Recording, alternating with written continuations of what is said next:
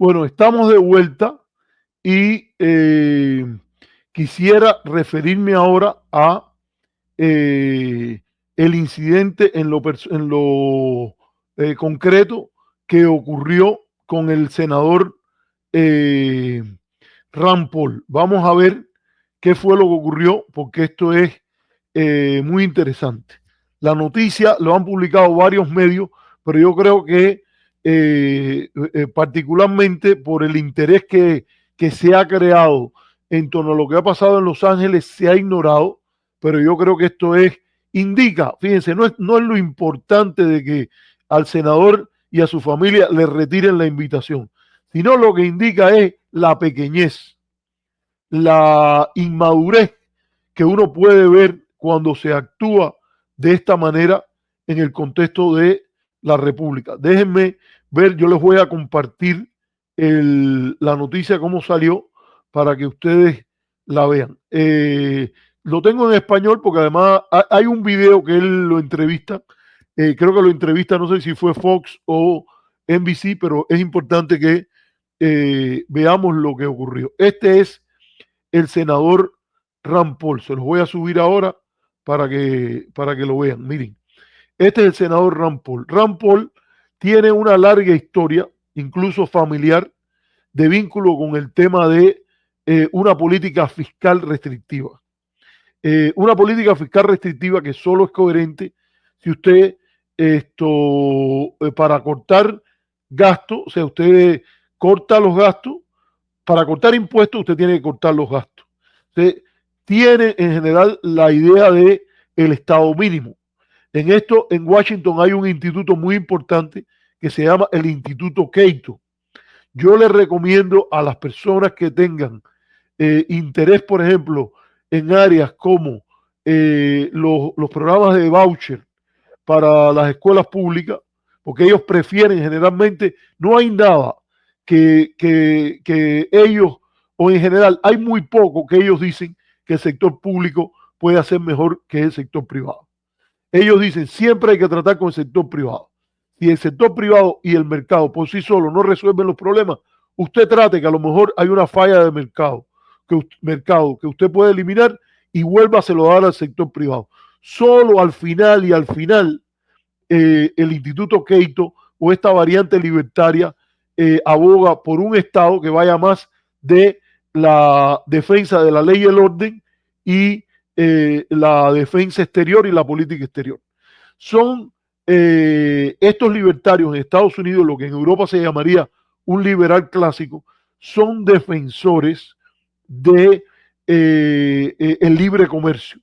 Y además en el contexto de Estados Unidos han sido grandes defensores de transferir responsabilidades y poderes a los estados. Para ellos la república crece en la medida en que el estado del gobierno federal es menor y el poder de los estados se incrementa. O sea, la descentralización del poder, incluso varios de ellos han hecho referencia en sus discusiones. Está un instituto en Alabama que se llama el Instituto Mises, porque hace referencia a la visión de Ludwig von Mises, el economista austriaco, que junto con Friedrich von Hayek y Milton Friedman luego constituyen el core de lo que alguna gente llama el neoliberalismo, pero que en realidad está la Escuela Austriaca de Economía, que hace mucho énfasis en cómo el mecanismo de mercado termina por transmitir la apropiada información a los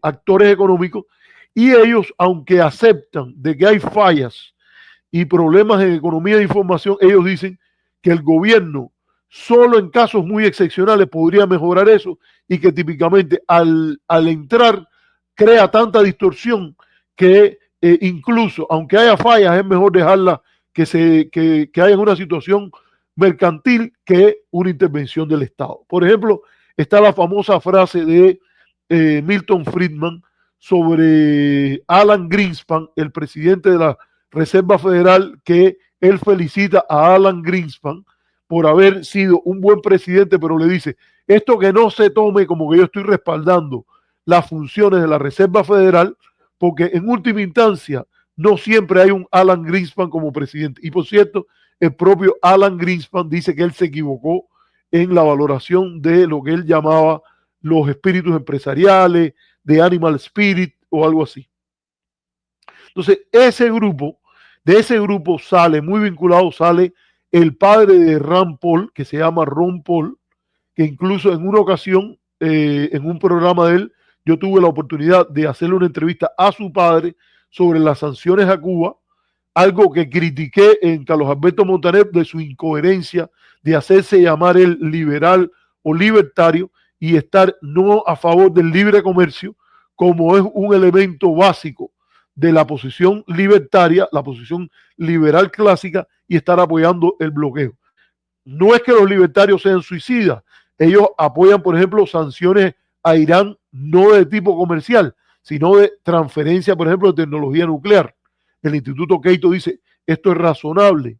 Ellos obviamente serían contrarios a venderle, digamos, armamento a Cuba, un país con el cual hay una relación que no es de amistad con Estados Unidos. Pero todo lo que sea comercio de alimentos, medicina, productos industriales, a veces son más cuidadosos con el tema de las cosas que son de uso dual. Y lo fundamental es esta idea del gobierno mínimo. Rand Paul, por ejemplo, cuando yo le entrevisté sobre Cuba, dijo, es una política estúpida, es una política contraria a nuestro bienestar, y además esto salió, yo tendría que buscar la intervención en la radio, en la cual él hace como un podcast, y él me contestó, yo le envié la pregunta, porque yo he visitado hubo una época que visité varias veces al senador Jeff Flake, y el senador Jeff Flake era un admirador de una persona bien de derecha, incluso cuando él fue candidato presidencial, es el momento que se lanza la figura de Ronald Reagan. Jeff Flake era el presidente del Instituto Barry Goldwater, que fue el senador de Arizona, y de donde era también el senador Flake, y él nos puso en contacto, un miembro de su staff, Chandler Chandler Moss, creo que es el apellido de él, nos puso en contacto con el staff del congresista Rand Paul. Rand Paul corrió a la presidencia por el Partido Republicano varias veces, y él mismo explicó, ¿cómo tú vas a pedir que corten el gasto en salud y estar gastándote dinero en perseguir viajeros a Cuba? Porque además de que le cortas el derecho de viaje, que para los libertarios también es un derecho y el gobierno mejor no debería meterse en eso, aparte de eso te cobran impuestos a ti para pagar a un grupo de burócratas que dan licencia, autorizan a su discreción quién puede viajar, quién no puede viajar, quién puede hacer una transacción, quién puede vender medicina, quién puede vender alimentos, qué es lo que pueden hacer, qué barcos puede llevarlo. Un tipo de cosas que ellos dicen que lo mejor es dejarlo a la libertad, que para ellos también implica el mercado. También, fíjense que esto hay un artículo de Ludwig von Mises para los que quieran de verdad educarse en esta manera de pensar, no porque tú lo vayas a abrazar, pero que lo puedes tomar en cuenta, es el tema de que incluso hay un artículo de Ludwig von Mises, que ahora no me acuerdo el nombre, pero es algo como que The Middle of the Road Policies o Politicians, y es crítico de aquellos que abogan por la participación del gobierno, incluso en una economía de mercado, porque para la premisa de esta escuela es que el mercado trae libertad. Y que, por ejemplo, en relación a China, ellos apuestan a que lo que hay que hacer es que China se vuelva 100 veces más capitalista. Que si se hace 100 veces más capitalista y de economía de mercado y de libertad de propiedad privada, ese es el camino de libertad económica, implica libertad política. Eso es una de las cosas que ellos hacen y que además lo usan en la discusión del tema de Cuba. Yo recomiendo que busquen en el Instituto Cato, que a mí me parece que yo incluso fui becario del Instituto Cato, porque quise estudiar esa manera de pensar cuando llegué a los Estados Unidos, y está también el Instituto Mises en Alabama, que tienen ambos unas universidades de verano que se llama la Universidad Keito y la Universidad Mises, donde hay mucho que ir, aprender, conocer. Yo discrepo fundamentalmente con ellos, pero creo que vale la pena ir y entender su lógica y su coherencia. Eso me ayudó a, cuando discrepé con Carlos Alberto Montaner, decirle, mire, usted tiene un nivel de incoherencia escondido en el closet que cabe el Teatro Nacional de Cuba adentro, porque es inconcebible que usted se llame liberal y sea un defensor del bloqueo embargo. Es inconcebible que usted justifique sanciones que no tienen nada que ver con temas de seguridad.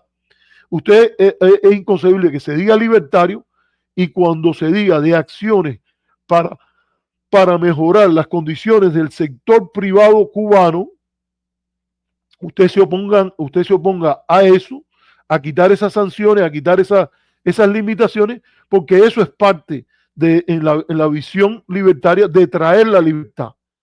Y yo paradójicamente estoy de acuerdo con eso, por una razón, es que en Cuba el dominio del gobierno ha sido tan grande, se ha llevado a un extremo tan poco eficiente, en el cual casi que el gobierno dominaba todo, que pasos al mercado en esas condiciones, yo estoy de acuerdo que son pasos hacia la libertad.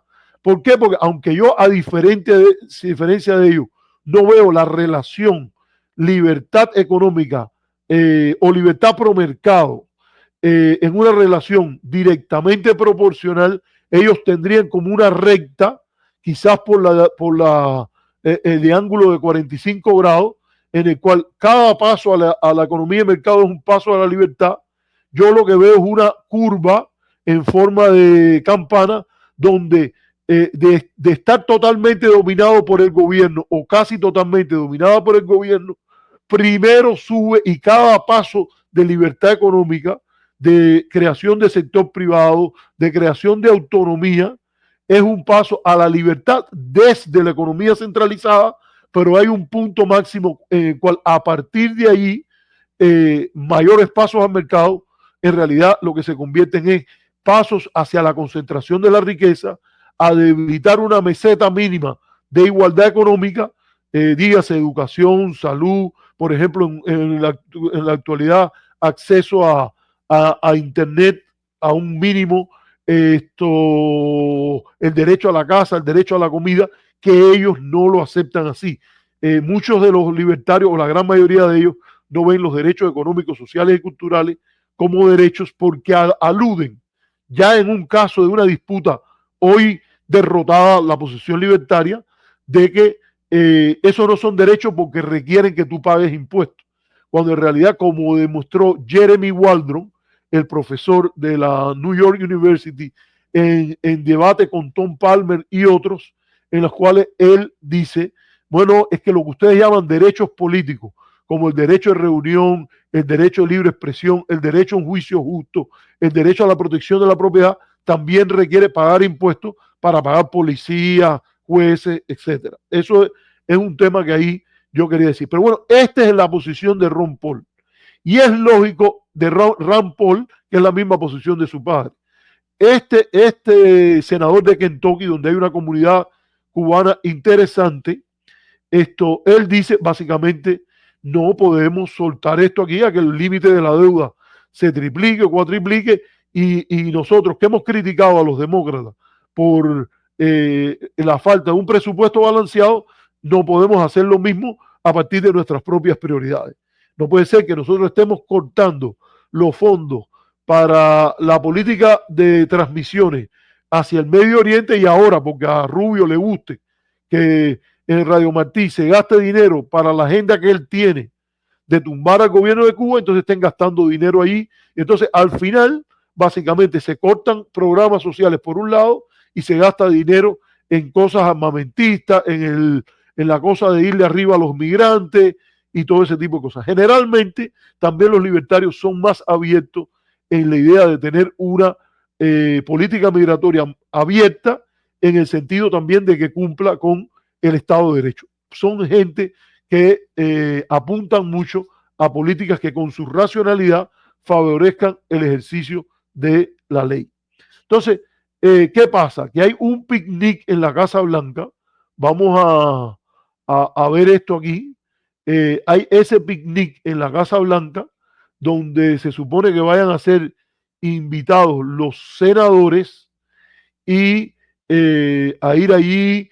Y entonces él ha dicho que la Casa Blanca ha mostrado mucha inmadurez y una venganza mezquina, estas son sus palabras, porque él y su familia fueron invitados al picnic anual en el verano de la Casa Blanca hace mucho tiempo con miembros de ambos partidos.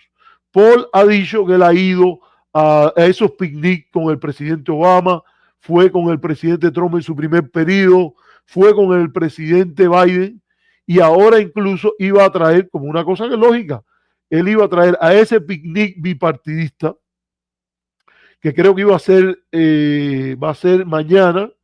Él había, o mañana u hoy, él había invitado a su nieto de casi 6 meses y iba a traerlo, y iba a traer creo que a su hija a su hija y a su yerno, creo que era, o al revés. Y que a raíz de esto lo han estado bombardeando por X, por Twitter, molestándolo, diciendo cosas que él no es un verdadero republicano, que no quiere al presidente Trump, que vas a pagar por esto. Y entonces, ayer, cuando ya su familia estaba viniendo de Kentucky a la capital, le cancelaron la invitación.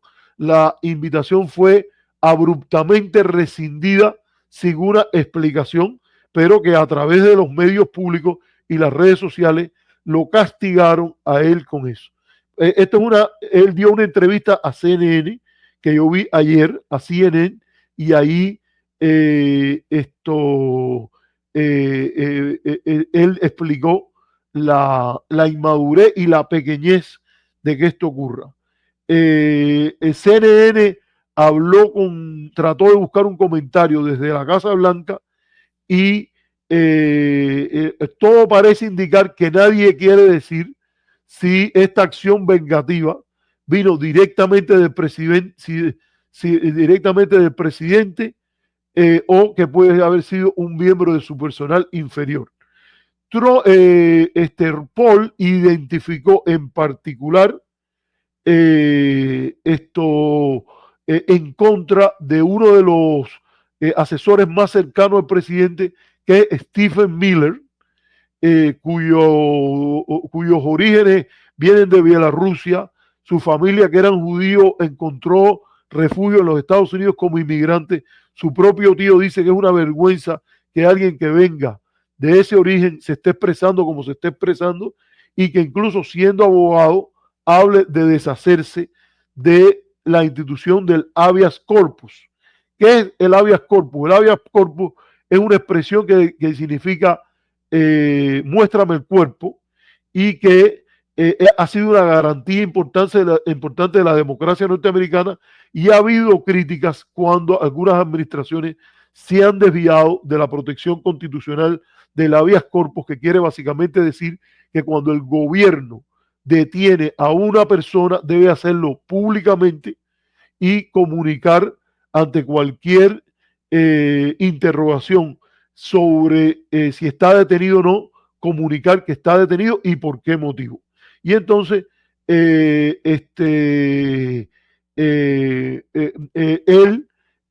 obviamente dice que él ha discrepado también no solo de la ley de presupuesto, sino de declaraciones como esta de Stephen Miller en contra de el respeto por un estricto respeto por el constitucionalismo, te guste o no la totalidad de la Constitución.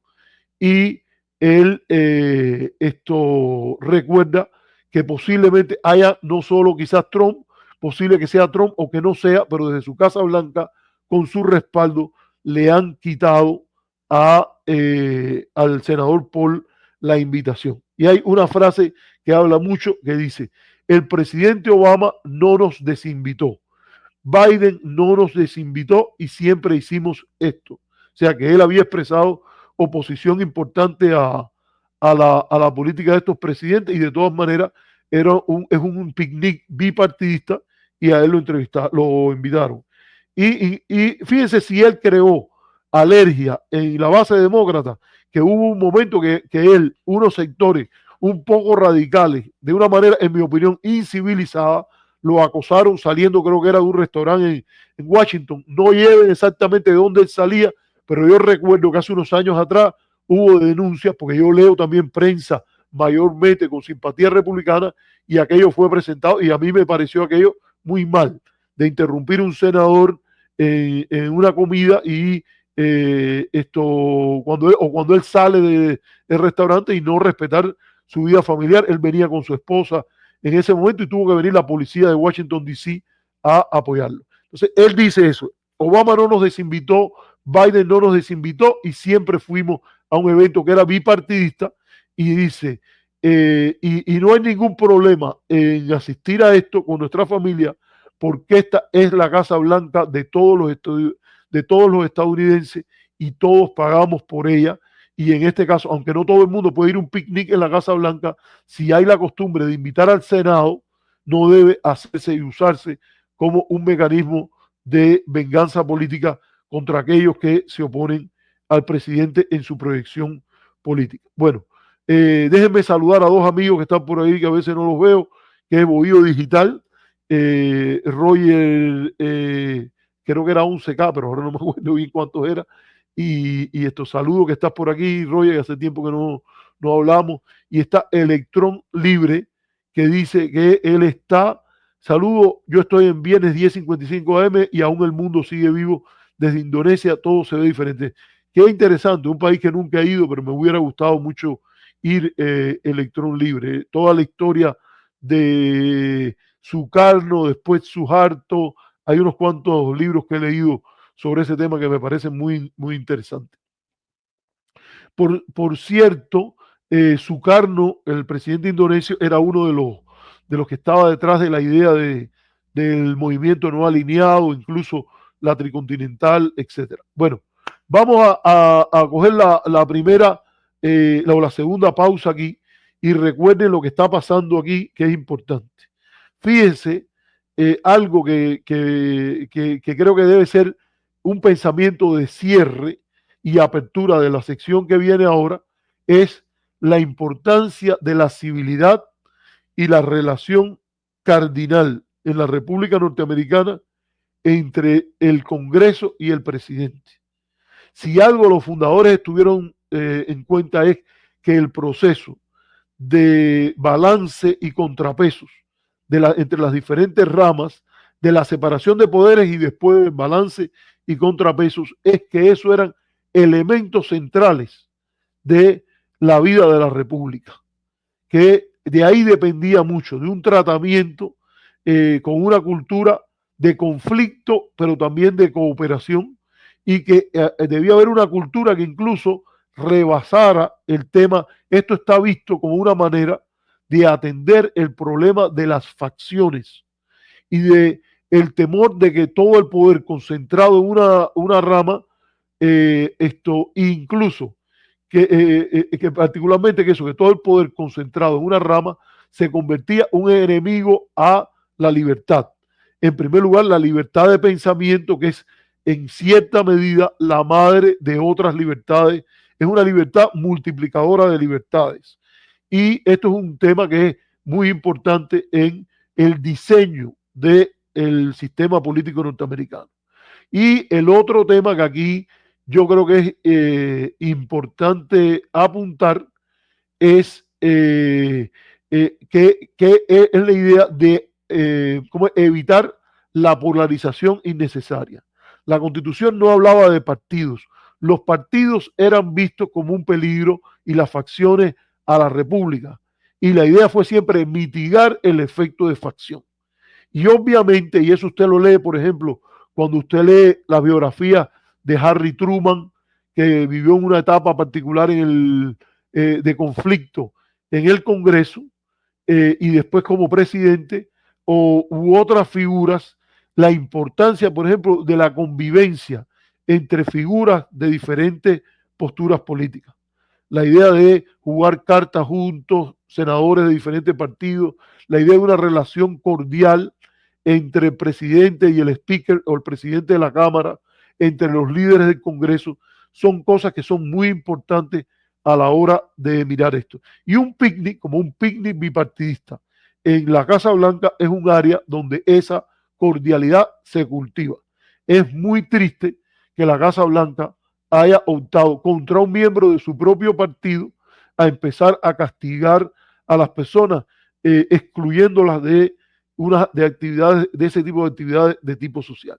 Entonces voy a poner la primera pausa o la segunda pausa y ya regreso y vamos a hablar del otro hecho mucho más grave, en este caso contra un senador demócrata, que fue la arremetida de oficiales del FBI y de ICE contra el senador Alex Padilla.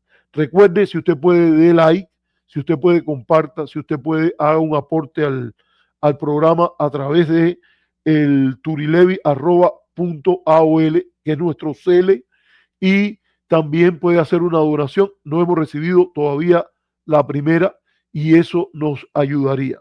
Vamos debo decir con alegría que de buenas a primeras estábamos como, tuvimos un número grande de nuevos suscriptores y hemos pasado la barrera de los 6.000 y estamos tratando de ampliar, estamos dedicando bastante tiempo ahora a impulsar el programa. Así que usted, si no está suscrito, suscríbase. Si no le ha dado like a la directa, déle like y comparta, porque así también nos ayuda. Vamos a poner una cortina y regresamos con ustedes enseguida para hablar del caso del senador Padilla.